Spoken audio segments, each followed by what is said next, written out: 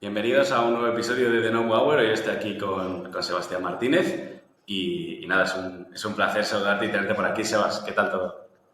Muy bien, Juanma. Encantado y un placer que nos volvamos a encontrar después de unos años. Sí.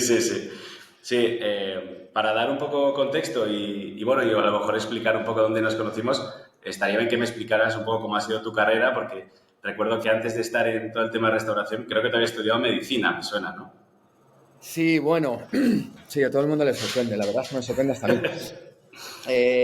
Bueno, yo empecé a estudiar medicina, bueno, a mí me ha encantado, siempre de pequeño, sabes que cuando le preguntan a los niños qué quieres ser de mayor, pues van cambiando a lo largo del tiempo, pero yo tenía muy claro que quería ser médico y bueno, y lógicamente estudié para ello y empecé la carrera, pero se cruzó en mi camino el mundo de la restauración, el mundo de las personas y lógicamente pues tomé la decisión de seguirlo, ¿no? No acabé la carrera, sigo en contacto, me sigue gustando, sigo leyendo, pero bueno, no me arrepiento, mi madre no le gustó tanto, ¿vale? Al principio, pero luego entendió el porqué y bueno, y a partir de ahí, pues la verdad es que, como digo yo creo que es una mezcla de trabajo, entre comillas, de suerte y de estar a veces en los momentos adecuados, ¿no? Eh, y empecé, pues eso, mientras estaba en la universidad, bueno, pues oye, pues hablando con mi padre, dije, oye, voy a trabajar, voy a buscar algo de trabajo para ayudar a pagar la carrera y y eché currículos como todo joven en aquel momento, ¿no? Y me llamaron de un burger. Y mi primer trabajo fue a tiempo parcial, por la mañana se iba a la universidad y por las tardes, noches estaba en Burger King. Y ahí empezó todo. En Burger King, joder, o sea que ya empezaste el mundo franquicia a saco. Y porque además, fíjate, ese restaurante era franquicia. Era franquicia. Luego ya, porque yo he tenido como el Guadiana, un poco entraba digamos, en la parte laboral y Sí. salía porque manejar la carrera de medicina y trabajar, bueno, pues es muy complicado, ¿no? Y lo que tenía claro es que yo no quería ser un médico mediocre. Pero sí que es verdad que cuando volví a entrar y demás, cada vez me iba gustando más y como no quería que eso pasase, pues decidí parar, no la acabé y no me arrepiento, como digo. Y luego sí entré en restaurantes corporativos, que es ahí donde realmente empecé a adquirir responsabilidad. Pero en el mismo Burger King, simplemente en otro área, ¿no? ¿Era?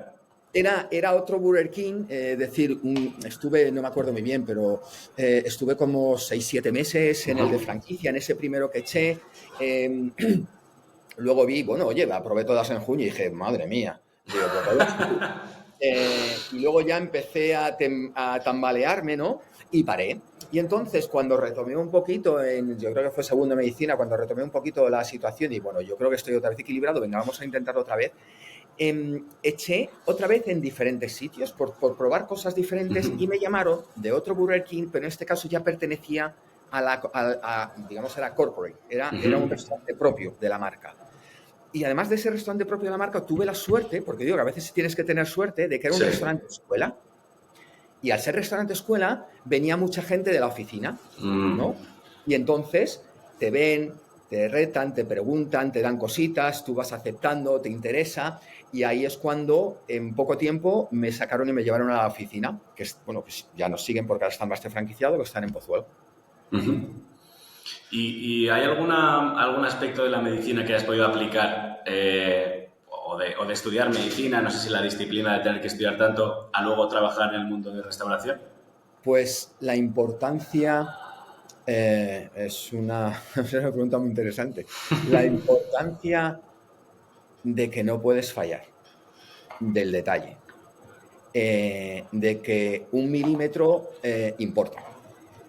Un milímetro puede importar y puede significar de estar bien a no estar bien. Y sobre todo, que es por lo que yo creo que al final tomé la decisión, porque también trabajas con personas. En un lado, para ayudarlas a estar más saludables, mejor, que tengan una vida más confortable, y en el otro lado, para junto con ellas conseguir objetivos y hacer que conseguir proyectos y que un poco pues, que el restaurante sea rentable, que los negocios prosperen y que eso repercuta también en los clientes. Claro, claro. Y Ah, luego, que no lo había pensado nunca, pero sí que sí. tienen No, es la similitud. parte de que no puedes fallar, la verdad que me parece muy, muy interesante, porque es verdad que si al final también el producto es malo o el servicio es malo, yo creo que da igual el marketing que hagas, que vamos, nadie vuelve al restaurante.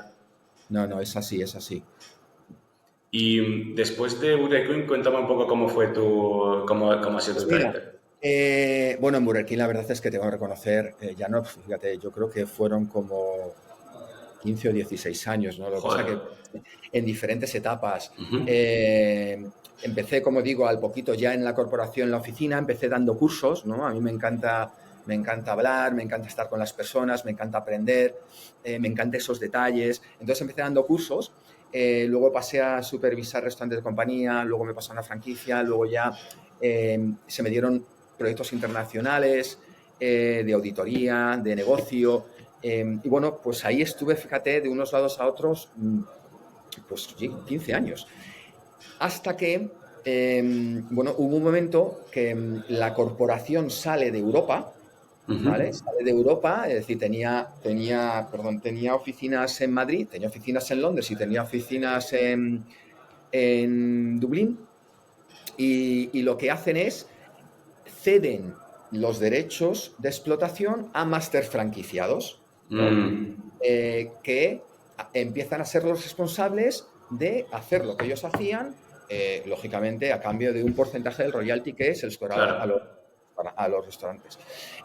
Y entonces, en esa salida, se creó un máster franquiciado, que es el actual, que está ahora en España, eh, donde, bueno, pues por diferentes circunstancias llega un momento en el que sale el director general del máster franquiciado, el que está de Chief Operating Officer pasa a ser esa figura y como habíamos trabajado juntos, me llama.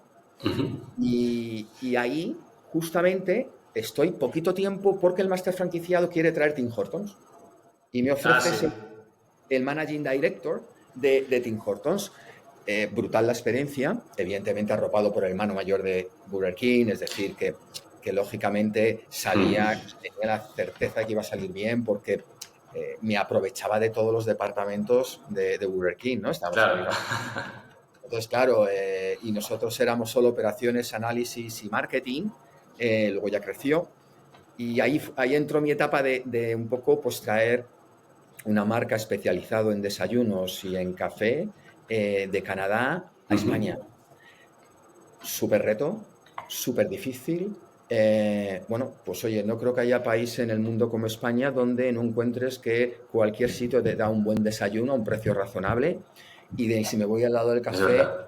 teníamos un competidor muy, muy asentado, con mucha presencia, con mucho brand awareness, que lo hacía muy retador, ¿no? Y aprendí mucho, nos fuimos a Canadá, empecé a tocar, fíjate, ahí más o menos había tocado compras, había tocado proveedores, pero claro, tenías que importar, Claro. tenías que traer las aduanas. Buah, madre mía, me Eso tiene que volvía loco. ser.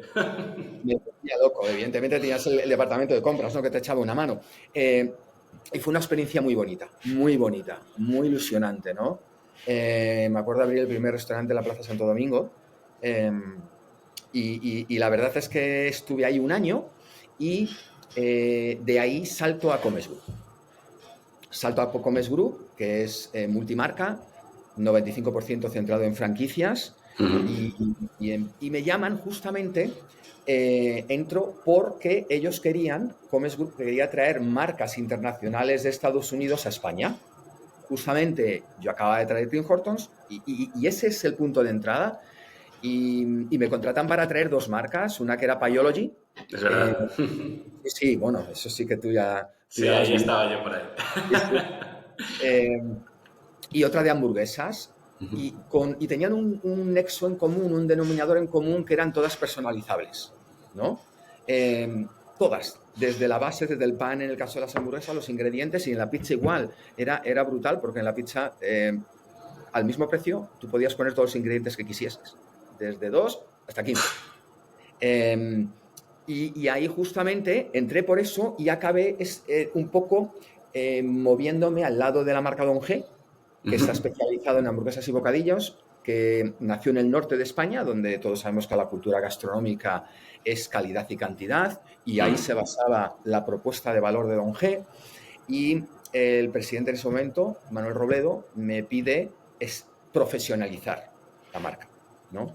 Ya había muchos restaurantes, bueno, había restaurantes, se le compró al dueño, al que la fundó, que era el que lideraba en ese momento las operaciones, el dueño se puso a un lado y entré yo.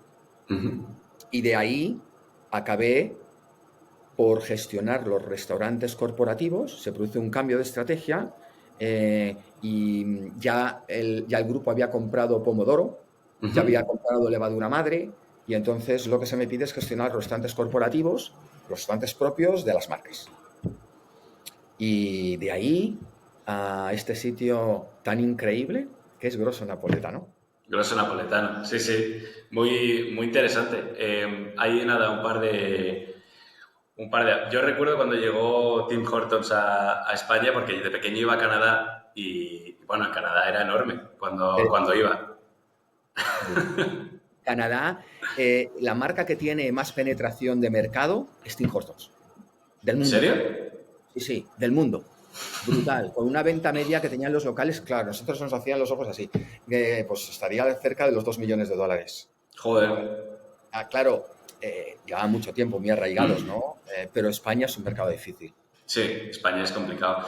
Me parece también curioso cuando mencionabas la parte de Burger King, cuando decidieron quitar, digamos, la parte de franquicias de Europa y, digamos, vendérselo por un porcentaje a un grupo franquiciado, porque creo que esa es la estrategia que hace tanto KFC como Starbucks en China, que han vendido como el grupo a un grupo de allí y entonces están... Bueno, yo es que estuve un año viviendo allí y me llamaba la atención porque al lado de todos los monumentos y en las zonas importantes siempre había un Starbucks y un KFC, nada más. Y me acuerdo de investigarlo y era por eso. Era porque lo habían comprado, o sea que en determinados mercados creo que es una estrategia bastante potente, vamos.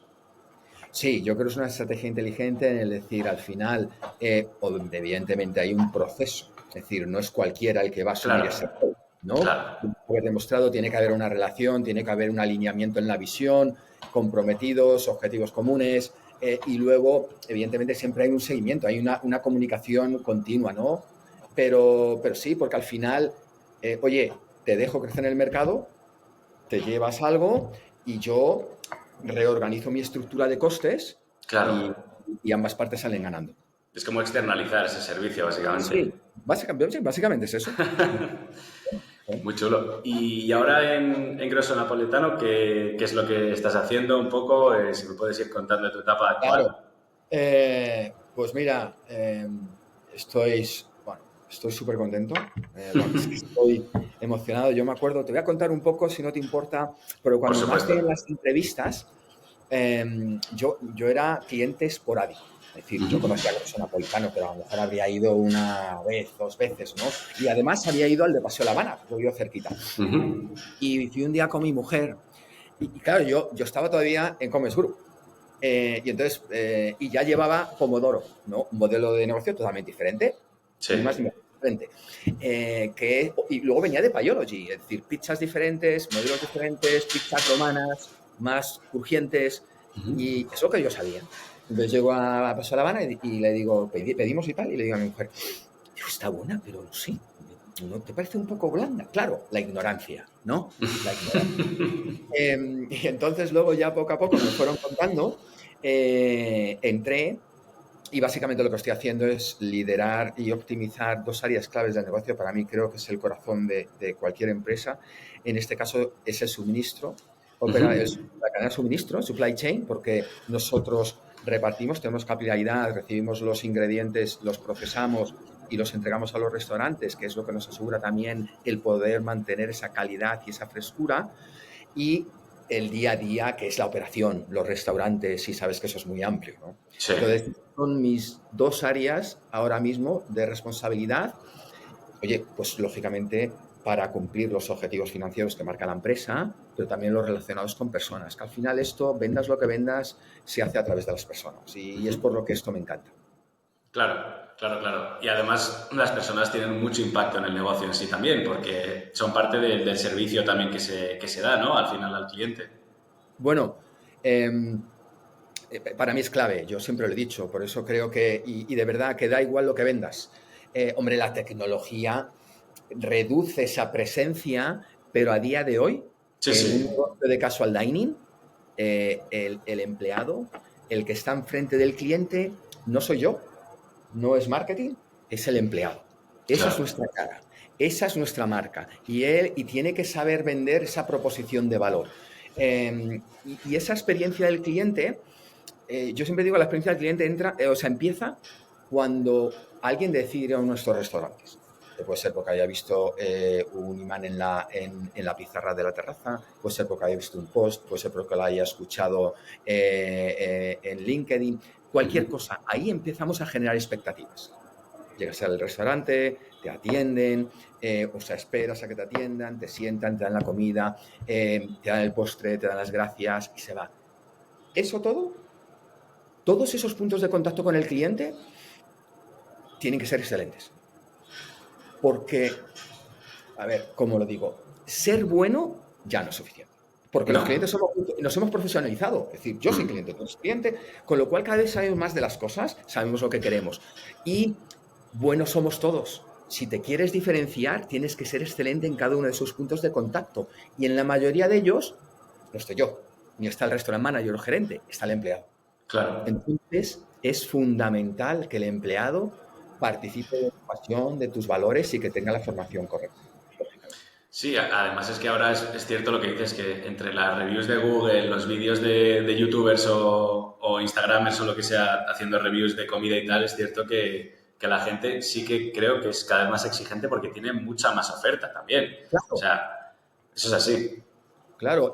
Bueno, bueno, y todos sabemos, es decir, Google My Business se ha convertido en un decision maker, como digo yo. Sí, O estás por encima de 4 y cuidado con 4, ya empieza a ser poco, oye, sí.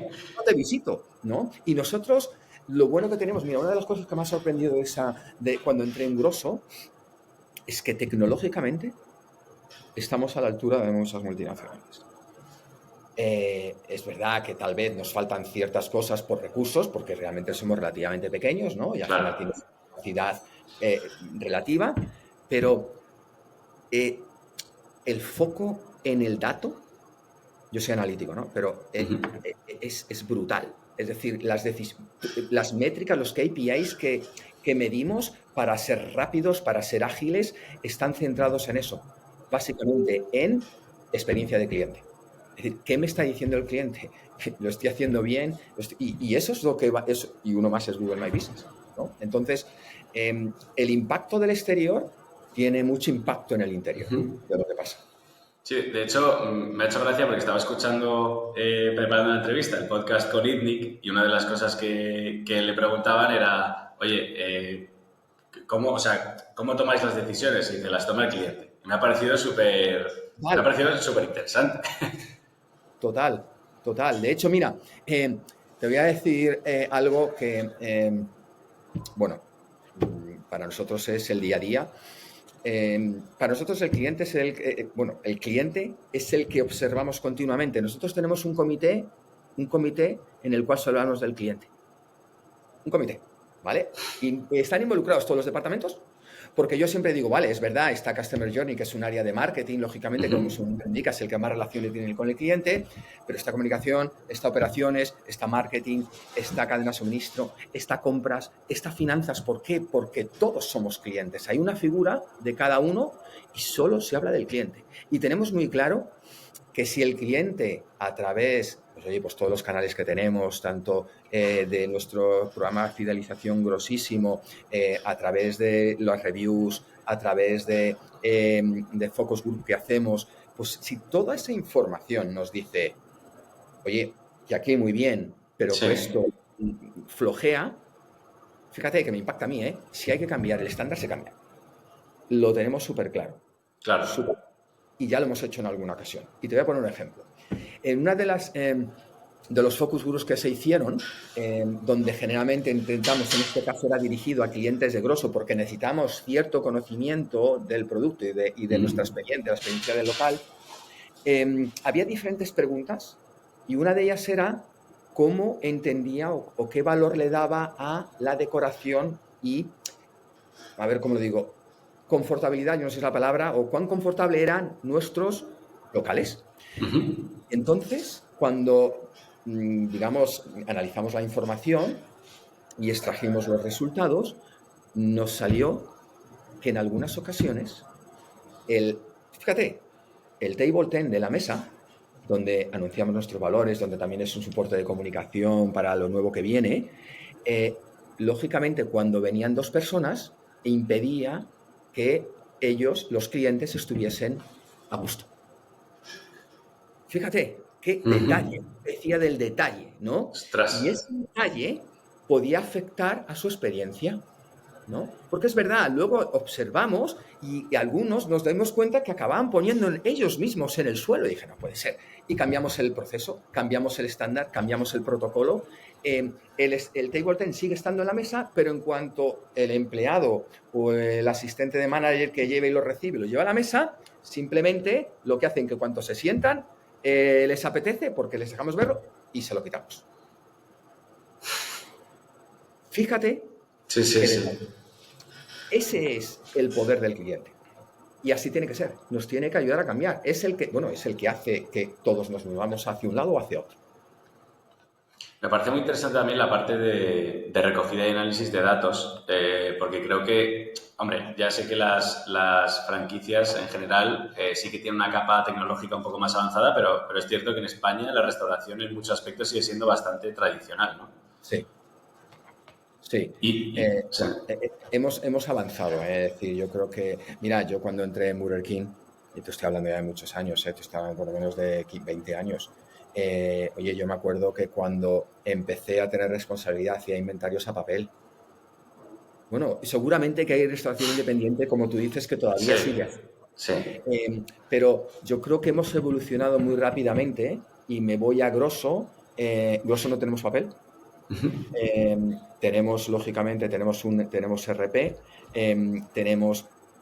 todo funciona por lectura de código de barras, ¿no? Es decir, imagínate que viene nuestro producto a nuestro operador, el departamento de supply chain lo que hace es que transforma esa materia prima en los ingredientes que vamos a llevar a los restaurantes, pero automáticamente el restaurante en un iPad dice sí recibido, porque ya le aparece lo que va a recibir y la franja horaria. Evidentemente ahí tiene que haber un control de que lo que ha recibido es lo correcto, claro. Confirma, llega el RP, el obrador asume que ha recibido y por la noche, pues según se van acabando la materia prima, yo leo con mi pistola el código de barras, manda la información de que, oye, ha salido, es como un stock inventario, y automáticamente, basado en el forecast y en el presupuesto que esté para ese restaurante, se produce la preparación del pedido al día siguiente. Pero te digo más, toda esta información nos da datos que nos permiten ser, yo creo que más eficaces, nos ahorran tiempo y evita lo que muchas veces pasa, y sigue pasando en algunos sitios, es yo creo, yo pienso, pues ¿por qué no hacemos esto? Yo siempre digo que, y se lo digo a mi equipo muchas veces, que el número te gustará más o menos, pero no miente. Claro, sí. No O sea que todas las decisiones son basadas en datos prácticamente siempre, ¿no?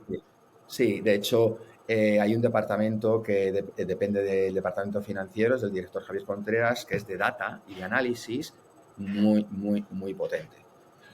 Que inclusive nos generan herramientas para ayudarnos a nosotros a tomar decisiones más rápidas, ¿no? Es decir, es también como una consultoría. Yo llego y digo, necesito un programa que me diga esta información. Entonces, como conocen el negocio, automáticamente, en 2-3 días, lo tenemos. Te sacan ahí tu dashboard con los datos que necesitas, Correcto, ¿no? Sí.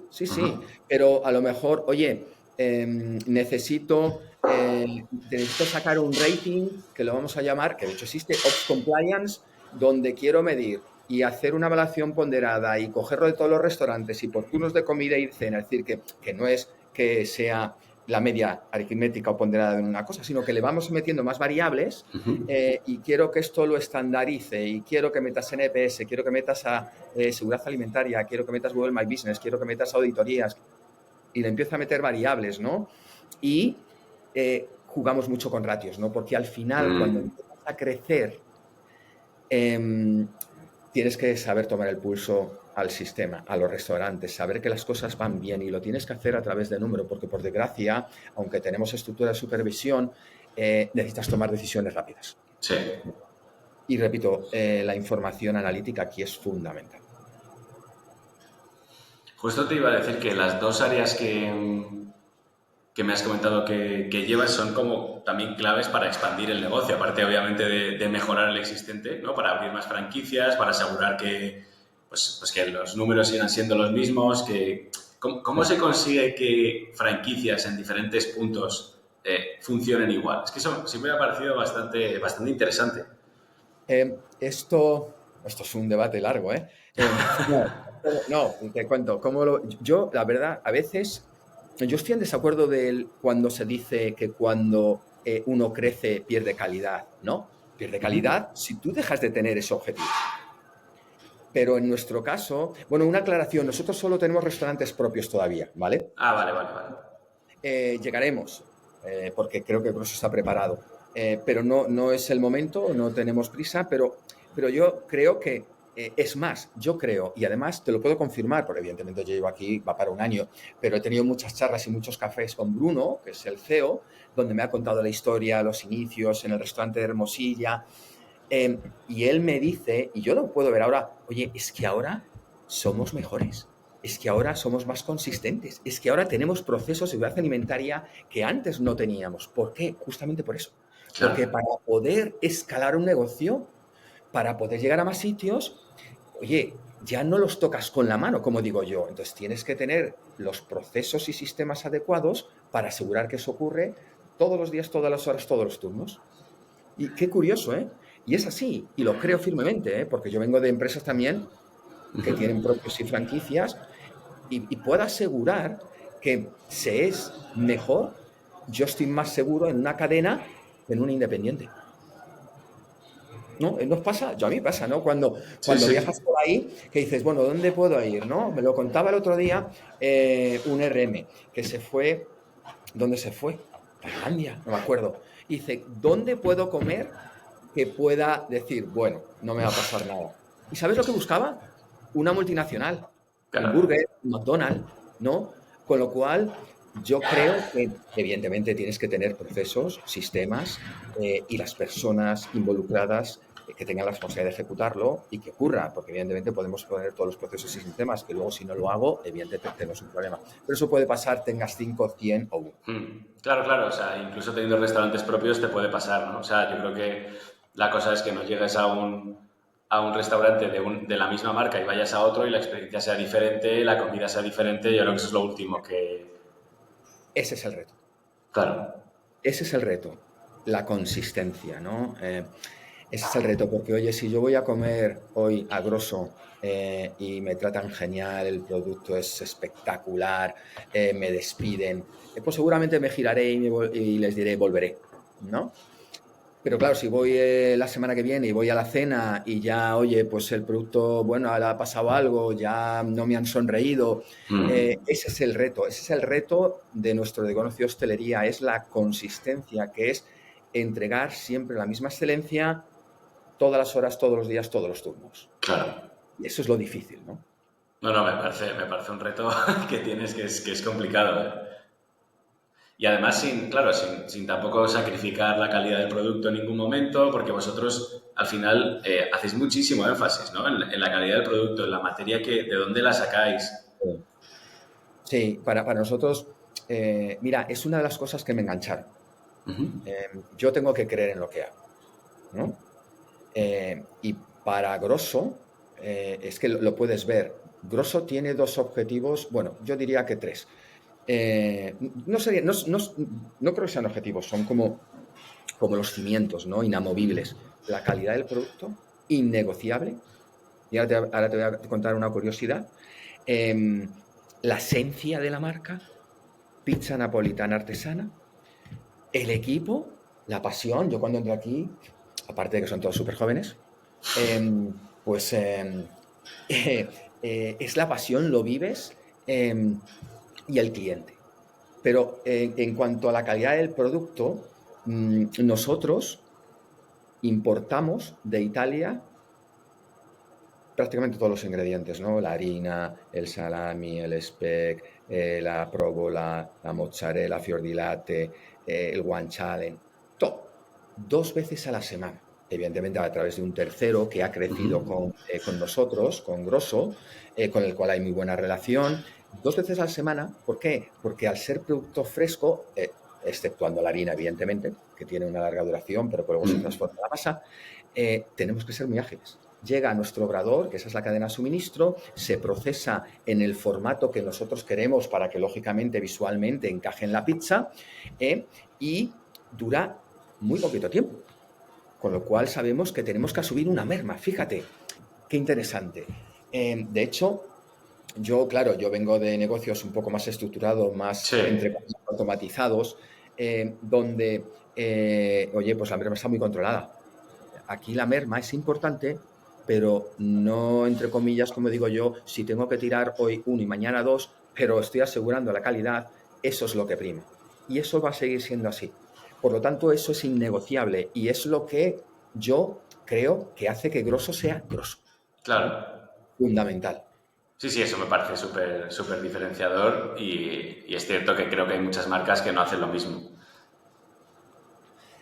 Bueno, no sé si no hacen lo mismo, tal vez nuestro objetivo, fíjate, nuestro objetivo es calidad, digamos, en contraposición a poder ser más rentables, porque podríamos ser más rentables, pero no es nuestro objetivo. Nuestro objetivo es, quiero entregarte la pizza napolitana artesanal, democratizarla, quiero estar en todos los sitios, quiero ser tu pizzería de barrio, y es como cuando tú llegas, y te bajas al bar de abajo, que le conoces Ujú. porque está en tu barrio y ya entablas conversación con él y sabes que te va a entregar un producto de calidad porque es de cercanías, de kilómetro cero. Bueno, pues eso es lo que queremos en nosotros y eso, repito, no va a cambiar. Es que lo tenemos muy claro, pero lo tenemos claro en el comité de dirección, lo tiene claro los fundadores, lo tiene claro el consejo. Eso es, yo creo que es la parte diferenciadora. Sí, sí, sí, sí, No ceder, 100%. no ceder. 100% porque además creo que en Madrid, sobre todo, bueno, sobre todo en Madrid porque es donde tengo más conocimiento, obviamente, pero creo que el tema de las redes ha propiciado que haya como modas dentro de la comida, ¿no? Se ha visto un montón con las hamburguesas que han abierto, yo no sé ni cuántas hamburgueserías en los últimos 3 años y ahora va un poco para abajo. O sea, ¿cómo explicas un poco ese tipo de modas que ocurren en la industria? Que me parece algo súper curioso. Fíjate, yo creo que las redes sociales tienen mucho que ver ahí, ¿no? Eh, Somos cada vez, entre comillas, más impacientes. Es verdad que nos gusta la innovación, probar cosas nuevas, con lo cual eso es muy interesante, es muy bueno, Ujú. pero me tienes que enganchar. Es decir, tiene que haber una conexión con la marca, ¿no? Sí. Y vuelvo a lo mismo, fíjate la importancia de esa consistencia, porque si luego me enganchas y me generas unas expectativas brutales, dices, wow, tengo que ir. Y se produce, entre comillas, el desencanto, ya Mm. sea porque la atención no es la correcta, ya sea porque el producto no era lo que tú te habías imaginado, ya sea porque el local no es lo que esperabas. eh, Eso evidentemente no ocurre en un día, ¿no? Y si entre partidas, lo estoy generalizando, ¿eh, mamá?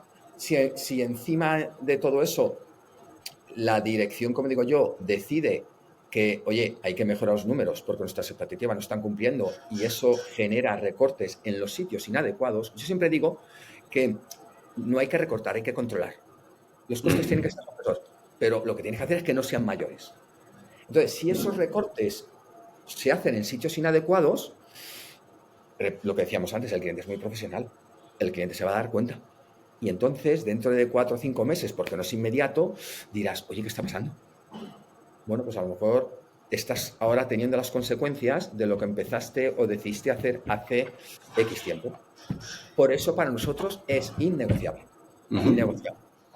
Y Y eso que cómo- nos, perdón, y eso que nos afecta también a la subida de materias primas. claro, Innegociable. claro, encima de eso, claro que las materias primas han subido una barbaridad estos últimos años. Mm. Te quería preguntar, ya que has dicho que la relación con la marca es bastante diferencial, ¿cómo generáis vosotros ese ecosistema alrededor de la marca o esa relación que tiene el cliente con la marca? Bueno, porque somos lo que somos transparentes y al mismo tiempo simples, ¿no? A veces somos un poquito pillos, ¿no? Eso es es nuestro tono, ¿no? Bueno, yo creo que para eso vas a tener que... La próxima entrevista tiene que ser con comunicación y marketing, ¿vale?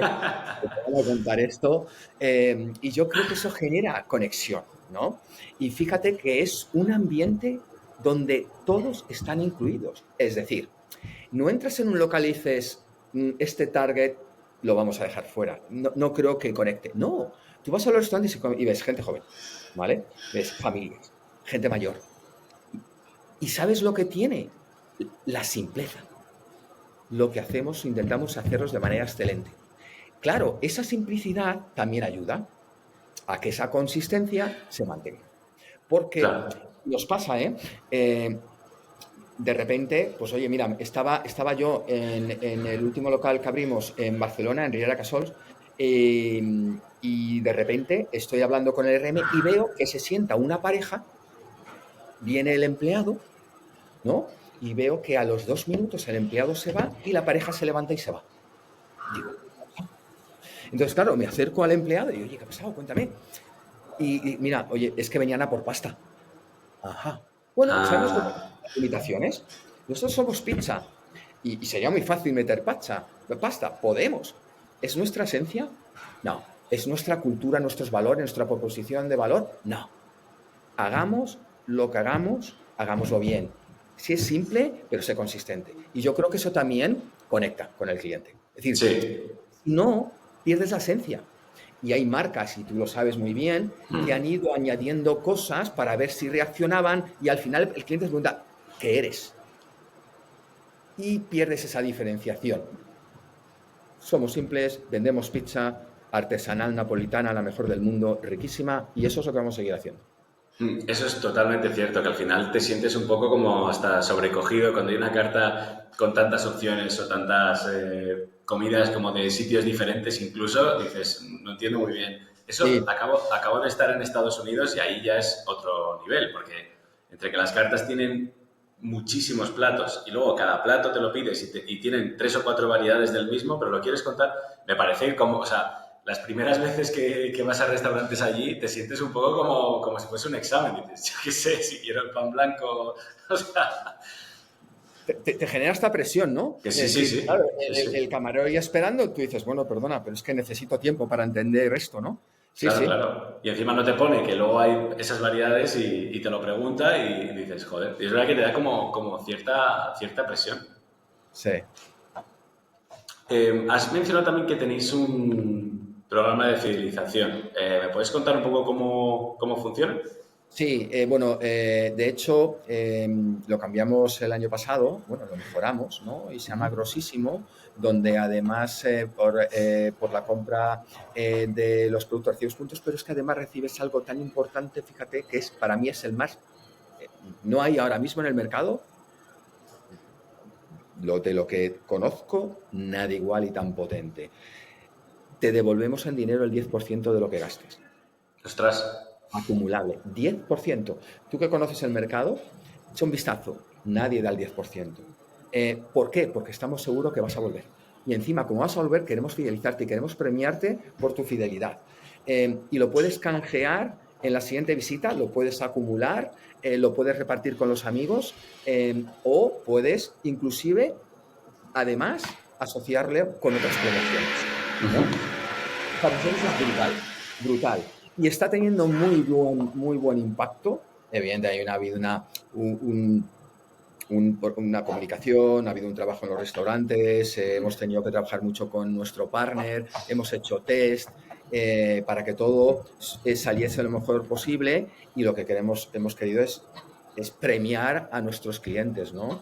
Y a los que vengan, por lo menos, decirle, oye, si vienes, te recompenso. Tú me recompensas con tu visita y yo te voy a devolver eso en dinero que va a tu cuenta y que lo puedes utilizar como quieras. 10%. Me gasto Joder. 50, tienes 5 euros. 5 euros. Ah, A la que vamos. vengas 2 veces, ya puedes pedirte prácticamente un entrante. Me parece brutal. Además, es que creo que es un elemento súper diferenciador porque o sea, lo piensas y en una cosa tan simple como es la gasolina, el hecho de tener el Waylet de Repsol ya hace que yo solo pare Repsol. Exacto. ¿No? Sí, sí. Sí, sí. Y empieza a haber una guerra ahí, ¿eh? Empieza a haber una guerra, ¿no? Porque al Claro. final es como digo yo, bueno, al final voy a tener que, evidentemente ya tienes el wallet, ¿no? Pero claro, hace unos años empezaste a ir con las distintas tarjetas y al final era un caos. Sí. Entonces tienes que diferenciarte. Pero recuerda que esa diferenciación tiene que tener y acabar en una experiencia excelente. Puedes tener el programa de fidelización que quieras, puedo darte el 50%, que si no te atiendo de una manera amable, te doy un producto que tenga una buena relación calidad-precio en un ambiente agradable, pues chico, seguramente que no vas a usarlo. No, está claro, está claro. O sea, te lo digo porque nosotros hemos hecho un par de proyectos bueno, empresas que ya tenían comunidades y meterle gamificación a este tipo de sistemas y la verdad que funciona muy bien. Sí. O sea, hemos ido viendo que al final la gente efectivamente está cansada de que sea simplemente una tarjeta y puntos, que es lo que hace todo el mundo, y quieren que vaya un pelín más allá siempre la experiencia con la marca, vamos. Aparte que te permite personalizar, Claro, ¿no? claro. Comunicación y saber tus gustos. Y saber cuándo vas, fíjate, y empiezas a entender a tus clientes, ¿no? Porque Sí. justamente si entiendes a tus clientes, incluso vas a saber lo que tienes que vender. Inclusive a futuro seguramente que podremos ajustar los pedidos y los stock a lo que realmente quiere el cliente, ¿no? Yo creo que ese es el futuro, ¿no? Donde conozcamos a todos nuestros clientes, sus preferencias, lo que piden, cuando lo piden, y cómo podemos atraerlo. Sí, o sea, nosotros habíamos pensado en cosas tipo, pues oye, o sea, ahora hablando contigo se me ocurría decir, pues mira, mientras espera el cliente a la pizza le aparece un trivial en el móvil sobre ingredientes o sobre la pizza tal. Y oye, pues ese tipo de cosas parece una tontería, pero ya te diferencian y luego haces que lo pueda compartir la gente en redes, bueno, puedes hacer ahí Total. vamos, algo que sea muy diferenciador. Posibilidades infinitas. Sí, Nosotros sí. estamos súper contentos, es verdad que no llevas mucho tiempo con él, se ha hecho un gran trabajo por el Departamento de Marketing y Comunicación. Luego, lógicamente, están nosotros, Claro. en la operativa, en el día, en el local, oye, pues también saberlo comunicar, ¿no? Y saberlo explicar. ¿Y con cuánto tiempo te planificas más o menos que todas estas operaciones salgan bien todos los días y que haya excelencia en todo momento, como comentas?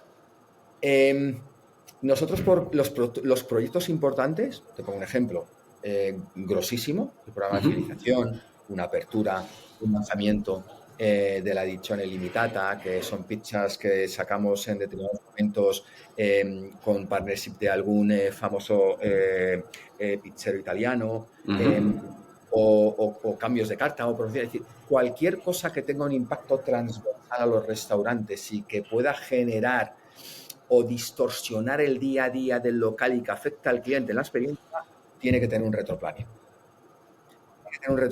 Tiene que haber un responsable que sea el que semanalmente hable con todo el departamento y decir, oye, ¿cómo lo llevas? Tú Claro, tenías tenido hechas estas 3 tareas. ¿Las tienes hechas? Porque si tú no las tienes hechas, no y eso va a misa.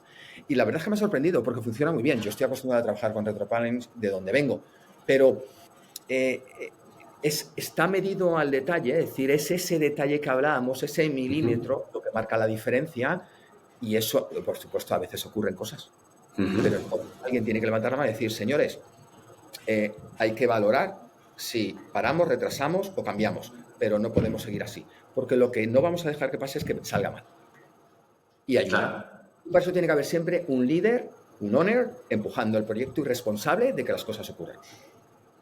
Y en términos de formación, ¿cómo ayudáis pues, a los empleados que se unen o a la gente que va a trabajar en todo este proceso formándoles, vamos? ¿Cómo funciona ese...? Bueno, básicamente, fíjate, bueno, la formación para mí es un tema apasionante, ¿no? Yo digo que no puedes exigir si no capacitas, das las herramientas y das seguimiento a las cosas. Yo Sí, no puedo exigir a un empleado si no le estoy enseñando qué es lo que tiene que hacer, ¿no? Y eso empieza ya con la selección.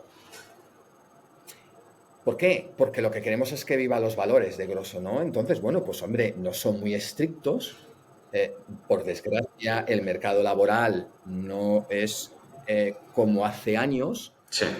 con niveles de absentismo, pues porque el compromiso no es el mismo, ¿no? Porque no todos lo ven como un sitio fijo donde poder desarrollar una carrera, lo cual genera una rotación mayor. Entonces tienes que tener dos casos. Uno, la formación es clave. Yo aprendí en Burger King una frase que siempre se me ha quedado, que decía, si crees que la formación es un gasto, prueba con la ignorancia. Y a mí se me quedó grabada, Ostras, muy buena. se me quedó grabada y es la realidad de lo que ocurre. Entonces, empieza con la selección del Departamento de Personas y People, que tiene una especie de guía, ¿no? Para intentar ver si encaja con los valores. Y luego hay un proceso de entrevista y hay un proceso de contratación. Una vez que tenemos a la persona contratada y funciona igual para management, es decir, para personas con responsabilidad, tanto en pizzería como en sala, como para empleado base, para el staff, empieza un programa de formación. Ese programa de formación, evidentemente, dura más o menos en función del cargo que vas a ocupar. Pero también lo tenemos, si vienes de fuera, ¿no? Hay gente que viene de fuera, profesionales que vienen de fuera, que tienen experiencia, o gente que viene dentro que lo que quiere es promocionar, empleados que quieren promocionar y seguir su carrera. Para eso, primero, tienes que tener una carrera, tienes que tener un plan bien trazado, es decir, oye, que puedes seguir creciendo. Y luego, como digo, la duración va en función más o menos del cargo que vas a ocupar, el puesto que vas a ocupar.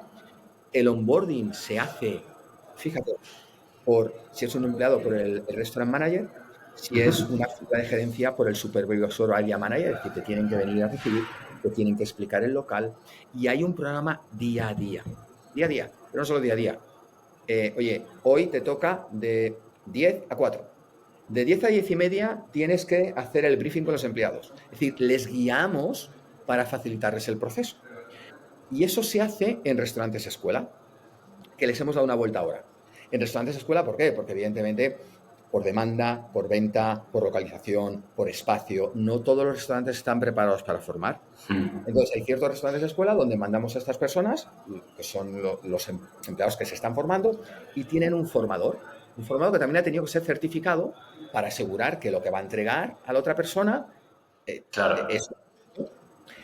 Una vez que se ocurre este programa, repito, siempre depende de los niveles, pero si me voy a gerencia, tiene que haber distintos checkpoints, distintos puntos de encuentro en el cual se sienta, fíjate, se sienta el formador, que muchas veces es el restaurant manager, el gerente, que se cambia justamente para que coincida en ese local, el formado, el empleado que está, digamos, el trainee, y el área manager o el learning specialist que tenemos en el departamento de People. Y es como una reunión diciendo, ¿qué tal va todo? ¿Alguna necesidad? Oye, dejarme ver que lleváis esto bien al día, y lo hay en formato digital, pero damos la opción también del formato, en este caso, para los que vienen de fuera, por si quieren utilizarlo, apuntar y demás, en formato papel. Joder, Y luego o sea, a una validación práctica, porque yo siempre digo, la teoría, no carne de conducir. sí. Yo me empapo, hago 50.000 test y te lo saco. A otra cosa luego conducir. Entonces, y eso lo tiene que hacer el área manager, si por motivos no puede, tenemos un ops trainer, un formador dentro de la estructura operativa de supervisión que también lo hace, o learning specialist que depende de people, que tiene que ir al local. Esto es para figuras de restaurant manager y evaluarle. Decir, oye, Sebas, venga, hoy es tu día. Empieza desde la apertura, desde las 10:30 de la mañana a las 11. Desde que abres la llave, te voy a evaluar hasta que acabe el turno a las 4:30, si es en el horario de comida. Me voy a sentar contigo y voy a decirte si eres válido o no para trabajar. Y se hace en fin de semana. no se hace un lunes. Joder. Es un proceso que Ujú. requiere de recursos, esfuerzos, dedicación, continuamente lo tienes que actualizar porque si cambias un protocolo, Claro. afecta a todo el programa. Bueno, oye, pero merece la pena, merece la pena. No, no, 100%, 100%. ¿Y cómo crees que luego afecta, me parece interesante lo que has comentado, esos valores que tenéis luego a los empleados? Aparte de todo el tema de formación, que me parece súper interesante vamos, una locura lo que me acabas de contar, ¿cómo afectan los valores a esos empleados que entran o cómo afectan a que les seleccionéis o no, a veces? Bueno, como he dicho, en ese caso no somos tan estrictos porque en una entrevista al final, bueno, a veces hacemos cuando abrimos en otras ciudades, hacemos, digamos, bueno, iba a decir focus group, no son focus group, pero son entrevistas ya grupales, ¿no? Donde empezamos a ver cómo interactúan y les ponemos Ujú. retos, dinámicas grupales, ¿no? Para ver quién hace de líder, quién escucha, quién defiende la calidad por encima de la rentabilidad, porque les ponemos juegos, ¿no? Oye, ¿qué pasa? Mm, Fueses el responsable, Santi, tú fueses el dueño y estuvieses a punto de cerrar, oye, ¿y qué harías con este cliente? ¿Qué costes tocarías? Entonces, empezamos a ver si la calidad le prima, si le prima el número, si es impositivo y dictatorial, si es participativo, colaborativo. Todo tiene un riesgo, evidentemente, no estamos hablando claro. de grupo a lo mejor de una hora y media, ¿no? Y tienes que tomar decisiones que a veces, pues oye, no aciertas y nos pasa, Mm. porque si no yo estaría súper contento y en el tema de empleados pues tenemos que seguir mejorando. Pero empiezas desde ahí, empiezas con la formación y lo que para mí es clave es que, hombre, luego tienes que predicar con el ejemplo. Es como dicen los Claro. ingleses, el walk the talk, porque si no, acabas de tirar el castillo. Y eso reconozco que tenemos que seguir trabajando porque, oye, cometemos errores, cometemos fallos, somos conscientes, pero lo que tenemos claro es que los tenemos muy identificados y tenemos que ir trabajando porque al final todo lo que hacemos acaba enfrente del cliente. Ujú. Todo. Claro. ¿Y cuántos restaurantes tenéis ahora mismo? Pues mira, tenemos 50, Joder. tenemos un food truck y bueno, aprovecho para decir que, bueno, nosotros teníamos un restaurante en Alfafar que por desgracia, pues oye, por esta catástrofe tan dolorosa para muchas personas, pues que, bueno, quedó destrozado. Gracias a Dios la zona se está reactivando y nosotros ya estamos trabajando en poder reabrirlo, ¿no? La mayor parte de nuestros restaurantes están en Madrid, ¿no? Es decir, la presencia de marca en Madrid, el brand awareness es brutal, brutal. Sí. Yo me acuerdo que cuando entré a trabajar y dije a una amiga, a una ex Burger King, dije, oye, digo, que hablamos de vez en cuando, digo, mira, digo, voy a entrar en Glosso. Dice, no me digas, me encantan las pizzas sin gluten. Es que, dice, soy fan. Y es decir, dices, wow. O sea, en el cómo la gente te transmite, ves la conexión con la marca. Y eso es de la consistencia y simpleza muchas veces, ¿eh? Total. El ser lo que somos, que no mandamos cohetes a la luna, lo tengo claro. Pero lo que hacemos lo hacemos bien, muy bien. ¿Y qué planes de expansión tenéis un poco de la marca? Pues mira, el año pasado, yo entré a mitad del año pasado, en junio, ya la estrategia era empezar a pensar en consolidar. Consolidar, y ahora te cuento a qué me refiero con esto, ¿no? Y dentro de esa consolidación lo que queríamos es asegurar que todos los puntos de venta tenían el mismo foco de atención y que había un equilibrio entre posicionamiento y crecimiento. Ujú. Porque al final tenemos que garantizar que hay un crecimiento rentable, ¿vale? Claro. Y abrimos 8 locales. Veníamos a abrir 18 en el 2023 y abrimos 8 locales. Abrimos en Madrid, abrimos en Barcelona, en Riera Casols y abrimos una nueva ciudad de Bilbao donde queríamos apostar por nuestro foco de restaurantes 100% sin gluten, la Senza Gluten, que nos está yendo genial y la gente está muy agradecida y la verdad es que nosotros estamos muy contentos, ¿no? Este año, 2025, ahora sí que hemos decidido poner todo nuestro foco en la consolidación. ¿Y qué quiere decir eso para nosotros? Que hemos decidido, hombre, no abrir. Cuidado, si Mm. se nos presenta una oportunidad, por supuesto la vamos a mirar con mucho cariño, por supuesto. Porque fíjate qué curioso que tenemos la capacidad de decir, vamos, hay dos preguntas para mí, claro. Es, ¿qué es lo que estamos haciendo ahora? En todas las áreas. ¿Estamos haciendo correctamente las cosas? Oye, pues los procesos los hacemos bien, tenemos que mejorar la formación. Y eso que estamos haciendo a través de la tecnología, a través del número, a través del feedback, a través de encuestas, y estamos haciendo las cosas correctas, que Ujú. es diferente. Este sería el ejemplo del cliente que nos dice, macho, las mesas son pequeñas. Y eso es lo que estamos haciendo. Entonces, nos hemos tomado este año para decir, vamos a prepararnos para poder llegar a todas las ciudades de España, para poder llegar a ese número que tenemos como ambición 100, que yo, como diga Bruno, te quedas poco. Yo creo que Grosso puede estar en muchos más lugares, en muchos más sitios, por su propuesta de valor, por lo que vende, por lo que transmite, por lo que es. Pero lo queremos hacer bien. Lo queremos hacer bien porque reconocemos que en alguna apertura, bueno, pues lo hemos sufrido, ¿no? Sales de Madrid, donde te conocen, y claro, ya cuando llegas a otras provincias ya eres uno más. Claro, claro, claro. Muy bien, porque el cliente se lo merece. Pues Sebas, tampoco te quiero robar mucho más tiempo, que llevamos ya casi una horilla. Y Encantado de nada, estar contigo.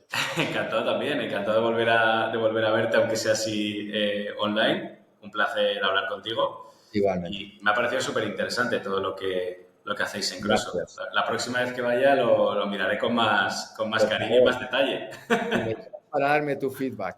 Sí, sí, 100%. Pues nada, Sebas, muchísimas gracias. Gracias a ti, Juan, un placer. Hasta luego. Adiós, adiós, adiós.